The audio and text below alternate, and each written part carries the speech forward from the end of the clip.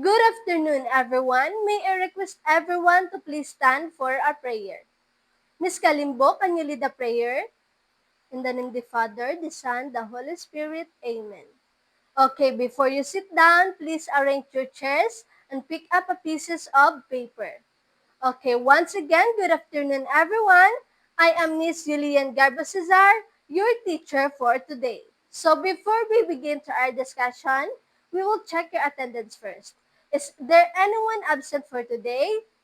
So pakisabi naman sa kanila that next time, they will need to be present para hindi sila mahuli sa ating talakayan. At pakibahagi na lang din sa kanila kung ano yung itatalakay natin for today. Are we clear? Very good. So before that, I want you to follow my classroom rules, which is the acronym of YEN o YEN.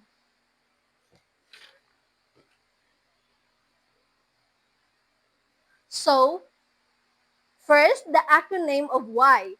Yield your attention, be attentive, and focus during class discussion.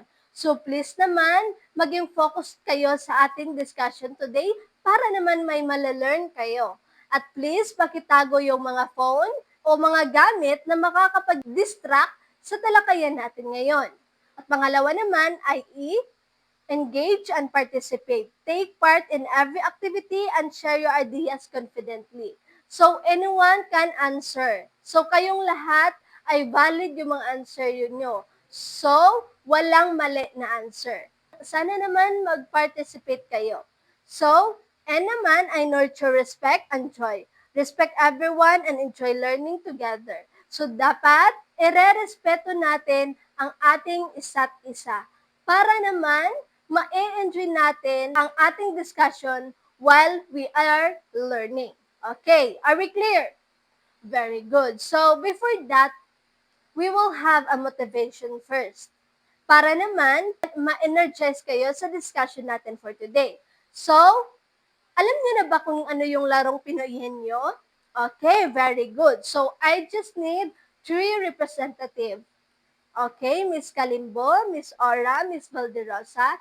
Okay, so, Miss Kalimbo, Miss Valderosa, and Miss Ora are the henyo. Kayo naman, class, ang isasagot nyo lamang ay oo, pwede at hindi. I have here a 3 words na ilalagay sa kanilang noo. So, bibigyan ko lamang sila ng 1 minuto para hulaan ang mga words na ito. Okay, ang unang words ay teacher, parents, and meeting. So, those 3 words are connected to our discussion for today. So, before that, we will have an activity first. I have here 2 pictures. What did you notice about? Okay, very good. The first picture is a teacher and parents talking with respect. And the second picture is the teacher and parents talking without respect. Kasi pinapagalitan niya si parents kahit sa maraming tao. So, which picture do you think have a successful communication with parents?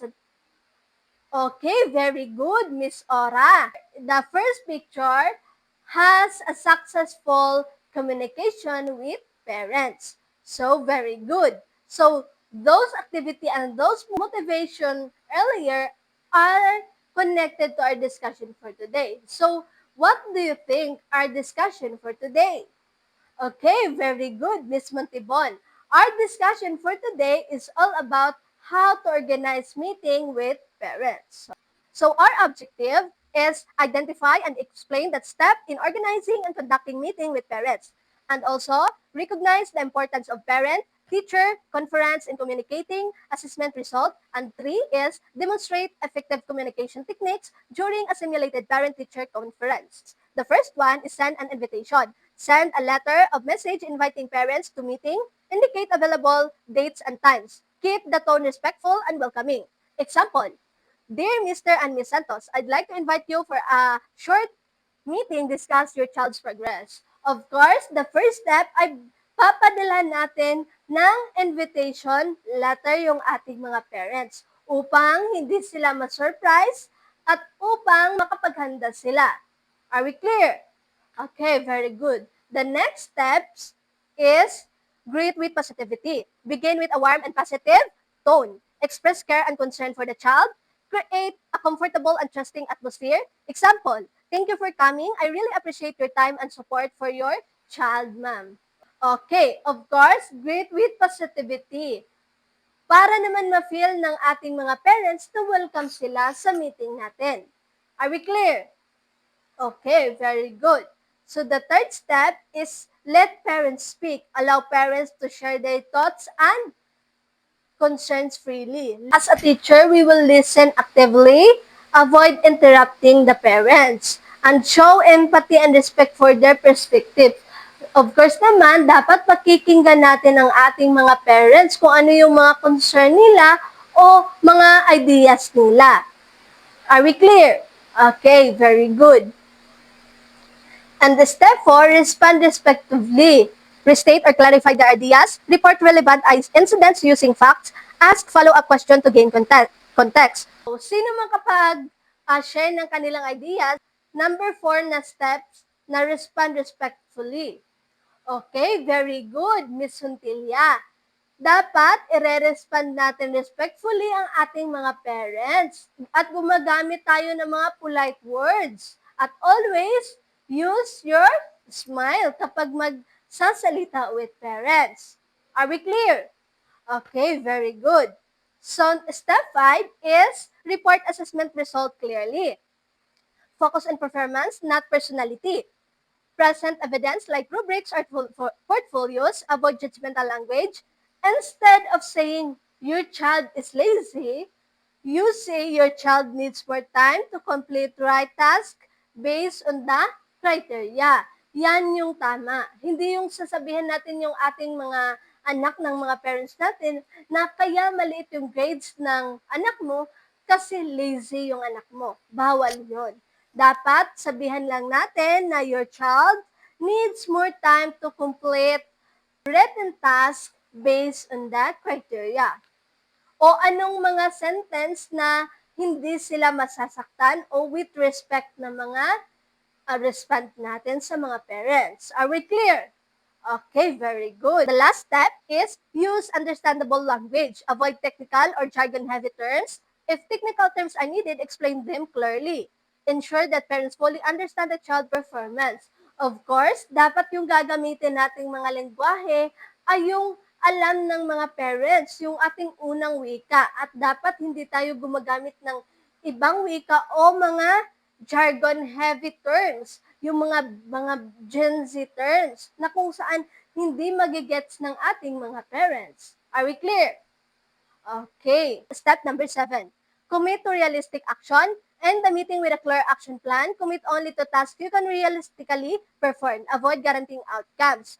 Of course, dapat matatapos ang isang meeting na clear action plan. Like, na-settle na ng lahat, na-understand na ng parents lahat, at okay na lahat. Okay. Are we clear? Did you understand? Okay. Are you still with me, class? Okay, very good. So, those are the 7 steps of how to organize meeting with parents. So, organizing meeting with parents are not just only grades. It's also about the trust, building partnership, teamwork with parents to help child's growth. Okay. So, before we enter discussion, may natutunan ba kayo sa discussion natin for today? Okay, very good. So, may katanungan pa ba kayo? Okay. Kung wala na, i-apply natin. I will group you into 2. This is the first group and this is the second group. Ihahati ko kayo at ang gagawin nyo ay ang role play. At i-role play nyo how to organize meeting with parents. So, this is the first group and this is the second group. So, dapat sa isang grupo may isang teacher at yung iba may students at may iba ay parents. Okay. Okay, we will give 3 claps for everyone who participate. Now, because we're already done to apply, we will have an assessment para ma-measure ko naman kung talagang may natutunan kayo sa araw na ito. Okay. Get 1/4 sheet of paper assessment. I will give only 2 minutes to answer. Okay, time's up. Please pass your paper. For our assignment, please advance study for our next discussion from page 154 to 155. Once again, good afternoon everyone, and goodbye class. I hope you learned something.